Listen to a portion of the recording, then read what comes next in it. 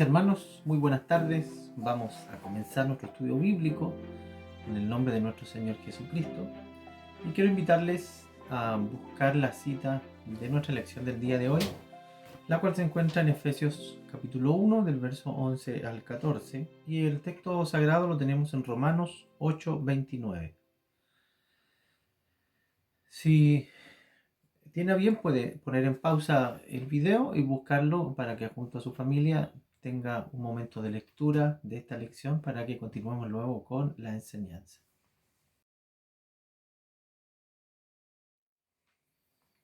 Bien, esta es nuestra segunda lección sobre la carta de los Efesios y recordábamos la semana pasada, tanto en el video introductorio que está en el grupo, así que puede revisarlo. Si gusta, vuelva a verlo, es muy interesante. De hecho, la idea es que lo vea muchas veces para interiorizar algunas cosas.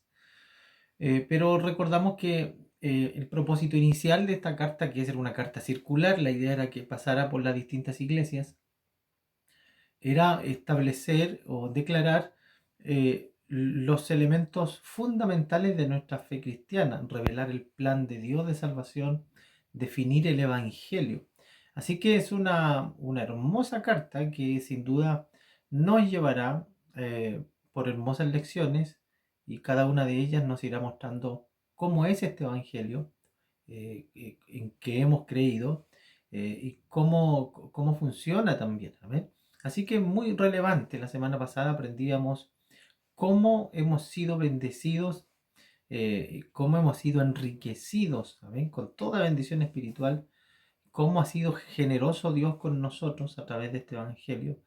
Lo ha hecho por gracia, lo ha hecho por misericordia solamente, pero ha hecho cosas maravillosas. Concluíamos de que ninguno de nosotros, si verdaderamente es un creyente, podría sentirse pobre, podría sentirse en la miseria alguna vez, eh, puesto que hemos sido tan beneficiados, tan bendecidos con el Evangelio, que probablemente ni aun cuando estudiemos mucho esto vamos a poder entender en profundidad cuánta riqueza hemos recibido solo por la gracia del Señor. Pero hoy día tenemos una lección nueva y el apóstol sigue hablando de lo mismo y quiero que no abandone la idea de que cada lección va a ir aportándonos elementos fundamentales de la fe evangélica. Es decir, vamos a ir repasando cuáles son los fundamentos, los pilares principales del evangelio que predicamos y el cual hemos creído para nuestra salvación. Bien, nuestra lección nos dice claramente, en el último versículo de la lección pasada, se revelaba algo precioso y era respecto al plan de Dios, el cual el Señor ha venido desarrollando. Y probablemente esto es lo más importante de estos primeros capítulos, establecer de que el Evangelio no fue un accidente en la historia, no fue una improvisación de Dios, sino justamente lo contrario. Es un plan determinado desde la eternidad pasada y los elementos de este plan han sido cuidadosamente seleccionados para que todo funcione conforme al plan perfecto de Dios. El Evangelio es el desenlace de este plan que Dios estaba desarrollando. El Evangelio es probablemente, y creo no equivocarme, el Evangelio es lo más importante para Dios y es lo que el Señor tenía en su corazón desde incluso antes de crear al hombre. Lo tenía tan presente y todo lo que ha sucedido y Dios ha permitido que suceda es para llevarnos a esta manifestación tan gloriosa de sí mismo, de Dios, hacia el hombre que es Jesucristo. Y el verso 10 concluía con esto, nos revela cuál es este plan. Dice de nuestra lección pasada, el verso 10, de reunir todas las cosas en Cristo, es decir, este era el plan, esto es lo que Dios tenía en mente, de reunir todas las cosas en Cristo en la dispensación del cumplimiento de los tiempos, así de los que están en los cielos como las que están en la tierra, es decir, todo cuanto existe en el universo. El plan de Dios era reunirlo y entregarlo todo bajo la autoridad de Cristo. Y obviamente para eso debía darlo a conocer, lo que ha hecho a través de la encarnación del Señor Jesucristo y su predicación. En una traducción más sencilla dice el verso 10, y el plan es el siguiente, y ponga atención porque eso es lo que está haciendo Efesios, entregándonos los pilares fundamentales del Evangelio que hemos creído. Y el plan es el siguiente, dice, a su debido tiempo, Dios reuniría todas las cosas y las pondrá bajo la autoridad de Cristo. Todas las cosas que están en el cielo y también están en la tierra. ¿Ven? Así que parte el verso 11, parte nuestra lección hoy día derivándose de ese precioso versículo 10, la siguiente verdad. Si todo es de Cristo, si todo le pertenece al Señor y si todo está bajo Cristo, quiero que recuerden la imagen del video introductorio donde aparece Cristo abrazando todo lo que existe, toda la creación, de lo que está arriba y lo que está en la tierra y debajo de ella. Todo está bajo el poderío de Cristo. Así que si todo es de Cristo y todo lo llena y lo cubre Cristo, el apóstol declara lo siguiente, dice, es más, dado que estamos unidos a Cristo, hemos recibido una herencia de parte de Dios. Es decir, como Cristo ha recibido todo y nosotros somos uno con Él, todo lo que es de Cristo, por ende, es de nosotros. Y aquí está profundizando una verdad que dijo anteriormente. Dios nos ha enriquecido y nos ha enriquecido porque ha enriquecido a Cristo. Y como nosotros hemos sido hechos uno en Cristo, entonces todo lo que es de Cristo es nuestro también. Y ahora, en el verso 13, aparece una verdad nueva respecto a nuestro Evangelio. Una palabra con la cual muchos tienen un problema, o cuando la escuchan les complica y piensan que no es propia de nuestro Evangelio. Y esta palabra tiene que ver con la predestinación. Y el Evangelio menciona mucho la expresión predestinación, que sin duda es bíblica y significa en la palabra original eh, decidir de antemano o establecer con anticipación algo.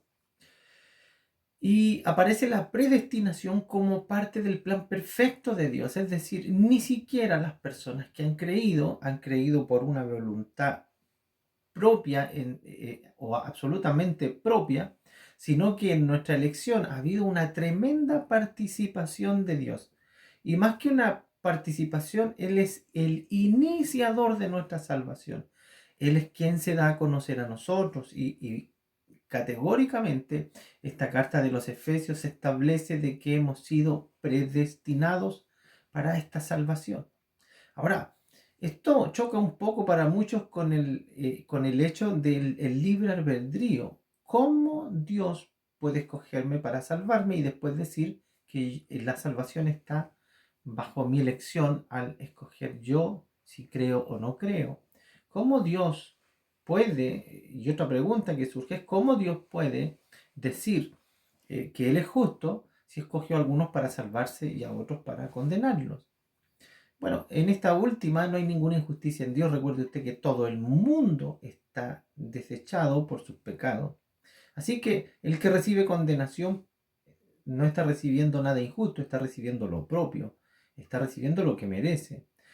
Sin embargo, los que son escogidos para salvación están recibiendo de Dios lo que no merecen, la misericordia de Dios. Así que Dios es libre de hacer lo que quiera. El hombre está bajo condenación completa. Es como cuando usted desecha algo o usted está seleccionando la fruta y toma toda la que está echada a perder y se da cuenta que está toda mala y la va a botar toda, pero decide salvar una. No es mejor que las demás, no sabemos y probablemente sea que es cosa de tiempo que llegue a estar tan mala como los demás. Pero usted tuvo una libertad personal de escogerlo. Usted lo compró, usted decide si lo vota, usted decide si lo retiene y no es injusto por eso. Es lo que ha hecho Dios con nosotros, nos ha escogido, no por ser mejores, sino sencillamente por su benigna voluntad, por su misericordia.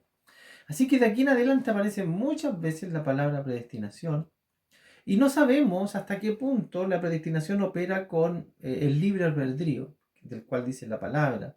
No sabemos cuál es el límite donde trabaja una y empieza a trabajar la otra. Pero la palabra menciona ambas cosas y ambos elementos son partes de nuestra fe evangélica. Nosotros creemos efectivamente que nuestra salvación no corresponde a un acontecimiento fortuito, a que se dieron las cosas, a que estuvimos en el lugar correcto, bajo las circunstancias correctas. No, no es eso. Puede haber ninguna circunstancia correcta, ningún panorama propio o apropiado para nuestra salvación, pero hemos visto que cuando Dios quiere salvar un alma, detiene el universo entero por hacerlo. Y Él es Dios para decidir hacerlo, y es algo que no se le ocurre en el momento. Según esta palabra, lo tiene escogido desde antes de la fundación del mundo. El verso 11 dice, y en él mismo tuvimos herencia, habiendo sido predestinados conforme al propósito del que hace todas las cosas según su designio y su voluntad. Aquí está hablando del pueblo de Israel, a fin de que seamos para alabanza de su gloria. Dice el verso, nosotros los que primeramente esperábamos en Cristo. El apóstol Pablo está hablando de los judíos.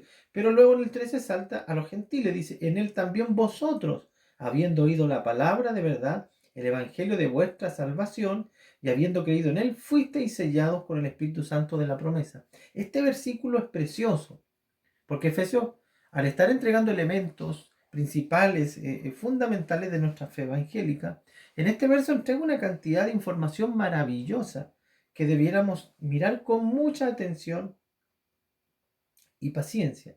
Perdón, el verso 13 dice, en él también vosotros habéis oído la palabra del evangelio de vuestra salvación. Es decir, fuimos predestinados por Dios, fuimos escogidos para la salvación. Pero esta salvación se desata en nosotros, se manifiesta en nosotros, llega a ocurrir en nosotros el día en que oímos el mensaje del evangelio. ¿Ah? Dice aquí, vosotros habiendo oído la palabra de verdad, el evangelio de vuestra salvación. Esa es la palabra de verdad, el evangelio de salvación. Y esta vida se manifiesta en nosotros el día en que oímos el mensaje y lo creemos. Amén. Y ahí está participando también este libre albedrío. No sabemos hasta qué punto, pero somos guiados por Dios, somos puestos por Dios frente a esa palabra, y cuando esta palabra es proclamada y nosotros la abrazamos, entonces se ejecuta la salvación en nuestros corazones, en nuestras vidas. Dice, y habiendo creído en él, fuisteis sellados. Y aquí habla algo precioso. Y el momento en que creímos en el Señor, es decir, oímos la palabra, la creemos, somos salvos en ese momento, y algo más ocurre. Dice que enseguida somos sellados por Dios como propiedad suya. Y la palabra sello significa timbrado. ¿Ya? Los timbres antes no eran con tinta, eran con un anillo, y generalmente la persona que estaba sobre autoridad, un rey, un emperador, tenía un sello muy personal, y cuando algo venía certificado con un destinatario definido, y se quería certificar que algo era de propiedad o escrito de la mano de, venía con el sello. Dice la palabra que el día en que creemos, el Señor nos sella, nos marca. Amén. Es como un sello de garantía. Hoy día se usa mucho cuando compramos algunos artículos que vienen con un sello, y dice, si el sello está roto, debemos sospechar de que el artículo ha sido modificado, alterado. Debe, para garantía nuestra, estar el sello perfectamente íntegro. Eso quiere decir que no ha tenido intervención entre el fabricante y el consumidor. Entonces, cuando el Señor nos sella, nosotros tenemos garantía de salvación. Es decir, el Señor está a favor nuestro, el Señor nos ha salvado y lo está manifestando a través de este sello. Y este sello es visible. No es un sello escondido, no es algo místico, no es algo raro. Dice que este sello es Dios mismo en nosotros. Este sello, dice, es el Espíritu Santo de Dios. Ese es el sello, esa es la marca. Es decir, en aquellos donde mora el Espíritu Santo, en esas personas hay garantía de salvación, hay garantía de que somos propiedad de Dios y de que tenemos herencia en Cristo, herencia segura. Nos bendiga el Señor. Todo esto lo hace Dios. Y aquí el apóstol Pablo en el verso 14 junta eh, a los judíos y a los gentiles. Dice que estas las arras de nuestra herencia. Ahora estamos todos juntos, porque en Cristo se rompen todas las paredes divisoras y somos un solo cuerpo, un solo pueblo. Verso 14 dice que las arras de nuestra herencia hasta la redención de la posesión adquirida, es decir, hemos recibido una herencia, pero no se manifestará esta herencia hasta el día señalado por Dios. Pero mientras eso pasa, podemos estar completamente seguros de nuestra riqueza en Dios, porque Él nos ha timbrado, Él nos ha sellado y el Espíritu Santo es el sello. Todo esto lo ha hecho Dios y lo vuelve a decir, como en el verso 12, en el verso 14, todo esto lo ha hecho Dios para alabanza de su gloria. Lo puedes notar al final de nuestra lección. Lo ha hecho Dios para alabanza de su gloria. Es decir, para que al contemplar esta gran misericordia, nosotros podamos de verdad glorificar a Dios. Dice nuestro texto sagrado, y en realidad este asunto de la predestinación aparece en prácticamente todo el Nuevo Testamento. Tengo algunas citas, las voy a leer. Usted, como tiene la posibilidad de poner en pausa, luego las puede buscar. Pero Mateo 24, 22 y 31 hablan de esto. Marcos 13, 20 al 27 hablan y se refieren al cristiano o al creyente como escogidos, es decir, no como los que escogieron a Dios. Cuando habla del cuerpo de la iglesia, no habla nunca de los que escogieron a Cristo, sino de los escogidos de Dios. Es decir, los que Dios escogió, no los que escogieron a Dios. Y habla derechamente de que en nuestra salvación la iniciativa es de Dios, la gran obra viene de parte de Dios. Él es el gran motivador en nuestros corazones para que nuestra respuesta sea aceptable hacia Él. Segunda de Corintios capítulo 1, 22 dice claramente, el cual también nos ha sellado y nos ha dado las arras del Espíritu en nuestros corazones. Espíritu con mayúscula. Habla del Espíritu Santo.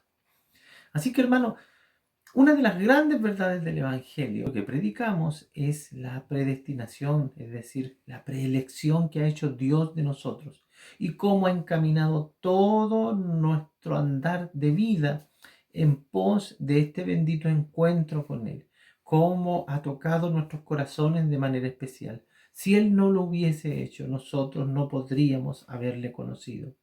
Él es el autor y consumador de nuestra fe. Él, Él es el gran artífice de la eternidad que nosotros hoy día tenemos por misericordia. Así que este es un plan perfecto. Todo está determinado. Es una hermosa palabra para tiempos de incertidumbre como el que estamos viviendo. Todo está planeado por Dios. Dios tiene un momento. Nosotros no sabemos quiénes son los escogidos, pero no debiéramos cansarnos de predicar su palabra. Al, al Dios que servimos le sobra poder para salvar un alma. Así que confiemos en este plan precioso y por sobre todas las cosas, gocémonos porque hemos sido escogidos por el Señor.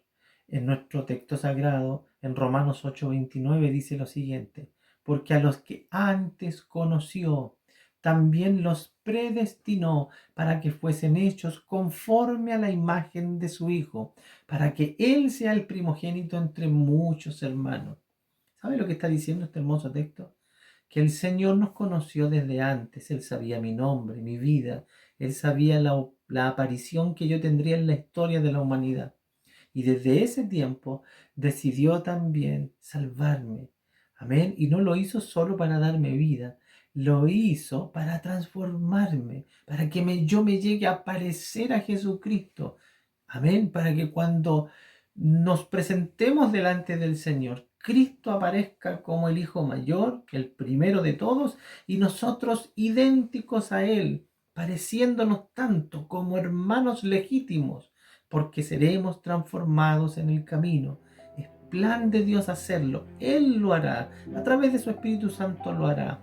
Así que con qué gozo y tranquilidad debemos vivir.